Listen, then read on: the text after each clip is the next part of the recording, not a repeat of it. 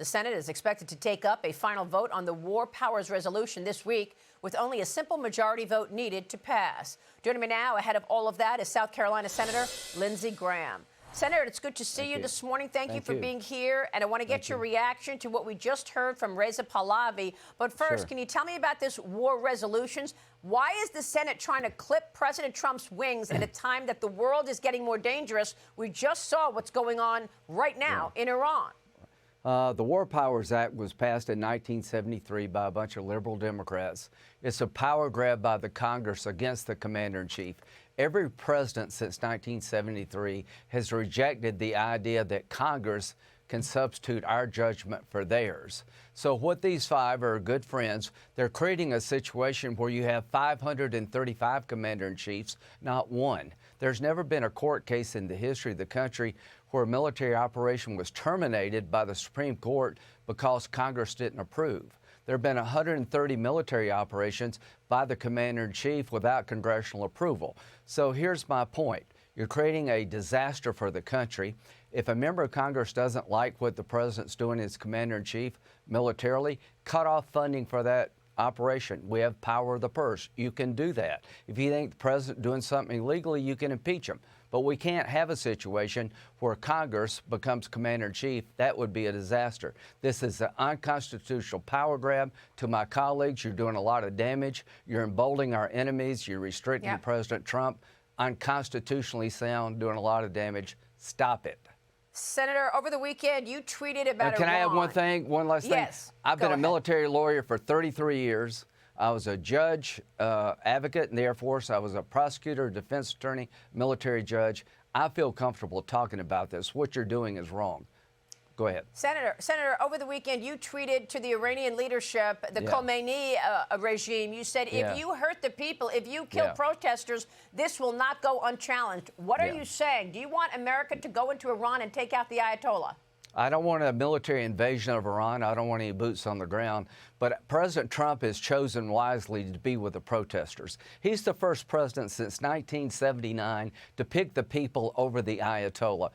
President Trump says, if you continue to kill your people, all hell will break out, all hell to pay. That's as strong as when Reagan said, Mr. Gorbachev, tear down this wall. President Trump is not Obama. He picked the people over the Ayatollah. Here's what's going to happen. We got to make action match the words. I'm looking for action, not an invasion, that will do three things. Be a game changer. The people will be emboldened. The Ayatollah will be deterred. If we don't create deterrence after whatever action we take, we made a mistake. If the protesters are not stronger after the action we take, we've made a mistake. So we're in a spot now. This is the biggest deal since the fall of the Berlin Wall. Regime change is what we're talking about, not from Lindsey Graham, but from the people. The people of Iran are tired of living the way they live. If you're a 16-year-old girl and you don't wear the hairdress right, they take you off a bus and they kill you. The people don't want the Ayatollah anymore. I don't want him. If we can get rid of him, it'd be the best thing could ever happen.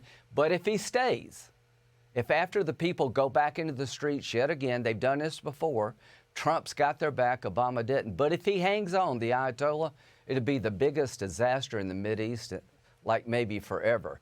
If the Ayatollah goes, it's the best change in the history of the Mideast in 1,000 years.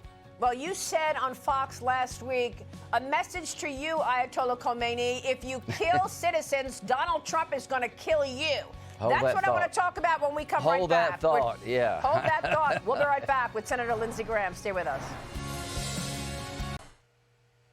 Welcome back, and I'm back with Senator Lindsey Graham. Senator, on Fox last week, you said if the Khomeini kills its citizens, Donald Trump will kill him. There are reports that he could flee to Russia. Do you want President Trump and the U.S. military to go in and extract the Ayatollah from Iran? I don't care if they extract him, but I want him to be considered. He's the modern-day Hitler. He's a religious Nazi. He's a horrible person. It's time for him to go. The people want him to go. Trump has done what Reagan did. Reagan went to the Berlin Wall and said, tear this wall down. Donald Trump picked the people over the Ayatollah. Donald Trump says the best way to make Iran great again is for the protesters to win and the regime to come down. How do you do that? Whatever action we're going to take, Mr. President, needs to embolden the protesters and scare the hell out of the regime. If I were you, Mr. President, I would kill the leadership that are killing the people. You've got to end this. If it ends well, then peace breaks out. All the state-sponsored terrorism activity stops. Hezbollah, Hamas, they go away. Israel and Saudi make peace, a new day in the Mideast. If the Ayatollah hangs on, it's a giant Obama step backward. I have faith in you, Mr. President. I have trust in you. You are the Ronald Reagan plus of our time. End this will. Right. Stand with the people, Mr. President. Let them know you're going to kill their oppressors. Thank you, Lindsey Graham. Hey, Sean Hannity here. Hey, click here to subscribe to Fox News YouTube page and catch our hottest interviews and most compelling analysis. You will not get it anywhere else.